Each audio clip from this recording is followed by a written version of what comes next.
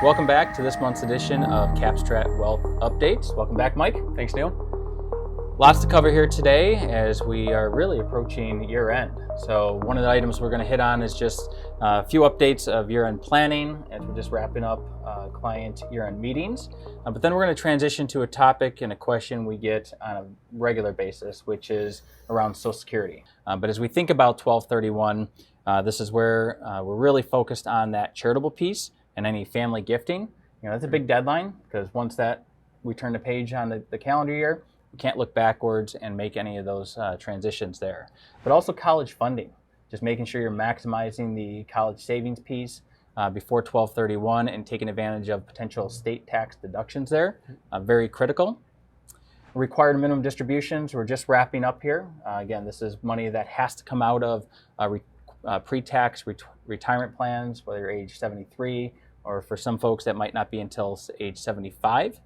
And then finally, working with accountants and clients to wrap up any other year-end strategies, whether that's taking money out of inherited IRA accounts early before the 10-year deadline, or even considerations around any capital gains or losses that we're looking to take to make sure we minimize taxes there as well. So certainly lots to wrap up here just in the last coming weeks here, but certainly excited to wrap up the calendar year here in 2023. So let's jump into our main topic, which is Social Security. We're not going to focus too much on all the different strategies here, as I already mentioned up front, but really just focusing on those considerations. So Mike, why don't you take us through our process when we're starting to analyze Social Security on behalf of clients. We've had a lot of conversations over the years. Everybody's situation is very different, but if we were to boil them down to a simple three-pronged framework, we really like to look at lifestyle. Lifestyle meaning really not only your quality of life, this usually boils down to what you're spending today and where you're pulling those funds from. Right. And in regards to Social Security, what impact would Social Security have on your retirement spending or lifestyle? If that money is significant, there might be a value to taking it now and prioritizing your lifestyle now. If that Social Security money is not significant to your retirement plan in your early 60s, well then maybe there's the value to maximizing benefit and having it through the rest of your life. Exactly. As we look at the next square, it's longevity. Really this means health. This is considerations like family health.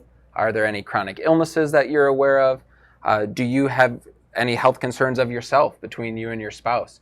And if you're worried about potentially not living another 15, 20, 25 years, and you want to prioritize your lifestyle today because of health considerations, that might lean you towards maximizing benefits now and taking advantage of now. If we look at the final square, legacy, that really comes down to, from your asset base, what do you want to spend first? Your money in your taxable investments or your retirement accounts, or the government's money? And Social Security is a common backfill for, instead of IRA withdrawals or 401k withdrawals or selling your investments, if Social Security can help backfill that, you're able to pass your assets on, but you can't pass Social Security on, as we all know. It's not a legacy asset. Can't take it with you. When you look at, from a collecting standpoint, there could be, collecting early, collecting at full retirement age, or even waiting till age 70. And any of the financial calculators that you look at today from a statistical standpoint or even monetary standpoint, they're going to tell you to wait, right? But going through the lifestyle, longevity, and legacy, really decides and helps determine when you should really collect. And from our view, waiting until 70 is not always the number one solution there. So let's go through some of those kind of pros and cons around collecting early, full retirement age or age 70. So we can start at collecting early, which from a number standpoint is it's early at 62, but it doesn't have to be at 62. This is really any time between age 62 and your full retirement age, which is typically 66 and change and 67. Yeah. So why don't you kick it off on, what are some of the pros that we look at there? As we think about claiming at 62, one reason you might claim at 62 is if current lifestyle is important to you and Social Security is going to help significantly improve or sustain current lifestyle. If you don't have other income sources that you're currently collecting or relying on, maybe the ability to live now and take that trip or to have the extra benefit now instead of waiting 5-8 years is going to help you live that sort of lifestyle that you want. Yeah, it's first understanding that lifestyle, right? And then measuring how much this is going to help support that. And I would say one of the cons of collecting so early is that you're limited on your income that you can earn from wage income or even self-employment income as well. So 62 is pretty early, and a lot of the clients that we work with are still in their wealth accumulation years at that point, and really don't want to step back and just quote unquote retire. Right. So that's a big factor to consider, especially if you're looking to collect before full retirement age. You have to really manage and monitor your earnings potential there. Yep. Awesome. A lot of restrictions there. All right, what else? So another pro, if you're thinking about collecting early and you think about legacy, and way we like to boil it down is, would you rather spend your money first through your assets, whether they're taxable or in retirement accounts, or spending the government's money first, which in this case we're calling Social Security. Right. And there is something to be said about giving out, essentially, if you need income replacement in those first 5 to 10 years of retirement, where is it going to come from? Are you going to spend yours or the government? So that's a great point. So when you're pulling money out of your retirement account, for example, that can push your taxes even higher versus Social Security, which is taxed a little bit more favorably because all of it's not taxed, depending on where your income tax bracket is at that time. So really assessing that, if that is the case, you really want to start collecting early, what's the trade-offs from a tax standpoint too. That's good. All right. And what about longevity, Neil? Let's say I have chronic health conditions, or quite frankly, I know we can't look into the crystal ball and know when we're going to pass, but if I'm worried about passing early, does that lean towards collecting earlier? Yeah, I mean, obviously if you're married, you're single, those are all factors that would be taken into consideration, but certainly health is a big driver of that too. And if you're terminally ill or if you have a limited lifespan, then those are things that would incentivize you to start collecting early as well. So wrapping up on early claiming at age 62 or even before full retirement age, what are the typical situations that we see when someone does initiate an early claim? Yeah. Your typical early claimer profile is someone who either does have a health concern and wants to maximize benefit now, or has a reliance on that Social Security income now to provide for their lifestyle, and they're either not working, don't want to work, or haven't been working for a while. So they're not worried about the other income streams, and they actually want the income replacement to come from the government now. And that person also might be concerned about legacy, where again, you're not able to pass on or transfer Social Security to your heirs, right, but you are able to save, transfer your own assets. So you have that preference to spend the government's first and try to preserve as much legacy as you can for your heirs. Awesome. Okay. All right, let's look at collecting at full retirement age, and depending on when you were born, that's going to be at age 66 or even age 67. So what would you say one of the pros of this is? As you think about maximizing your financial benefit, have a higher probability to maximize your financial benefit over a longer period of time. So you think about certain break-even points. That is a topic that comes up a lot, and as you're measuring the pros and cons of that, explain what that is and the trade-offs of when you actually collect. Yeah. So if you think about if the earliest you can claim is 62, if you were to claim at 62, between, call it the next 15 or 20 years, going out to about mid-70s or just the tip of your 80s, you'd have the greatest benefit by claiming early in that time period just because you're getting the money sooner. Right. But if you claim full retirement age, it's really in between. It's the best of both worlds. You're not delaying and giving up those first 8 years of income, but you're not also receiving a lower benefit. You're receiving that stable benefit. Right. So if you have a probability of living longer into life, again, that's where you have increased probability of higher benefit over that time period. Right. So a con might be like a longer break-even point. At that time, if you wait till age 66 or 67. Right. Exactly. Okay. Cool. All right. What else? Another con is, again, potentially depleting some of your assets in those first years between 62 and 67. Right. If income has gone away and you don't have those other income streams, retirement is going to have to come from somewhere, right? And those living expenses aren't going to stop.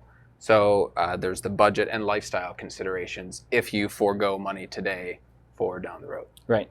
Right. And, even going back to that pro of an unlimited earnings, right? As we think about, collecting Social Security and securing that at that point, we see a lot of people do that and just reinvest in it. Then it becomes a personal asset of theirs to make sure that they're securing as much benefit as they can, while they can. But on the flip side of that, as we know that majority of Social Security is taxed, is that could also push you into a higher tax bracket. So that would be more of a con, if you're collecting and being taxed much greater on these assets versus when you actually stop working and maybe your income profile drops. So those are all things that we take into consideration in assessing the pros and cons versus collecting now or delaying. Yep. So absolutely. Okay. Anything else there? Again, if you're thinking what sort of individual usually waits until their full retirement age, we see the biggest consideration being there is if you're still working and having that earned income and rolling off your working career in your early 60s, then you're likely going to wait until full retirement age. And if you want a little bit of all of the values, a lifestyle, longevity, and legacy, you're not giving up as much financial benefit. You're betting that you're going to live a little bit longer. You're not as concerned with your legacy and longevity. Cool. And then let's jump into the final one, delaying claiming until age 70. And this is when your benefit stops increasing. Yep. So we know some of the pros of that would be that you're getting that 8% per year, compounded, growing on your behalf.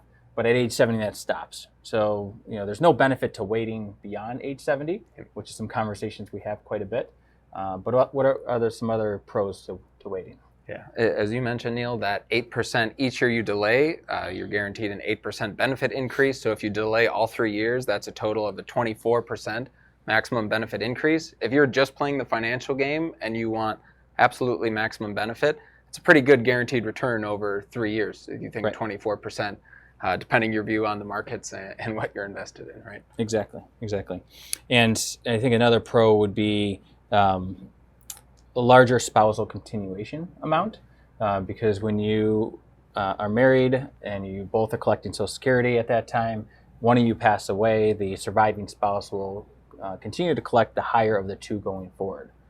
So by delaying to age 70, that's where you're securing a higher benefit amount for the surviving person to continue on. So that's a very common conversation that we have. But again, a lot of that's going to be based on longevity, health, and all those other factors that we've already talked about there. Okay. What are the cons? I'd say a con is you have to live longer, right? To realize that break-even point. Yeah, the break-even point is pushed out again, right? So that certainly is a big factor. And if we only knew when we were going to pass away, it would make all of this planning much easier. Right. But we don't. And I think the key thing there is as long as we think we're going to live, we just don't know. And we've seen a lot of situations where clients will delay till age 70 and then unfortunately pass away even 6 months to a year later. So those are all things that we can plan from a financial standpoint and try to maximize those dollars, but can't extend life further than we want there. Absolutely. And if it helps to conceptualize it more, we usually find, in general, a break-even point of where you realize the benefit of delaying. We usually see that set in at around 82, 83, 84. Yeah. So if right now you're living till 95, you're going to have the best benefit from years 84 to 95, those last 10 years of life, by having delayed, have the maximum benefit, and have that account for higher healthcare costs, semi-private care, whatever it may be at that point. But it's going to help on the backside. Well, you still have to wait 14 years to realize that benefit, right? Yep. So I think that's a big part of the conversation too, is like going back to that lifestyle consideration is like, hey, if you were collecting and it's extra cash flow, what could you be doing with it? Yep. And realizing that benefit now versus waiting until your mid 80s, is a personalized conversation, and gives people to reflect on, when they want to spend that money or have the opportunity to at least spend that money. I'd say another con is that you are collecting a higher dollar amount going forward. But then when required minimum distributions kick in at age 73 or 75, these are all items that add to your total income. So having a higher dollar amount and plus other income streams that you have or required minimum distributions that you're paying taxes on could also push you into a higher tax bracket. So again, understanding taxes today or down the road is something that we dig into and help deliver that personalized conversation. Find it's more about the value conversation than the financial conversation, and it's getting clients to a point where they're comfortable God willing, they outlive their longevity expectations, and being comfortable with potentially sacrificing some of the financial benefit because they made the right decision around their values. If that was maximizing lifestyle at the beginning of retirement and getting the money sooner, and really deriving the value and the right decision from that versus a final, just a financial sense. And I find gratification around being able to show families and individuals the ability to do more today, while they're active, right? Whether it's, in their late 60s or even their early 70s, to do that instead of, waiting to recognize that financial benefit until their 80s. Because we all know that, folks are much more active, in their 60s and 70s, and things do slow down in their 80s. And certainly those are things that we get satisfaction and gratification from to see them living their best life today. Absolutely. Yeah.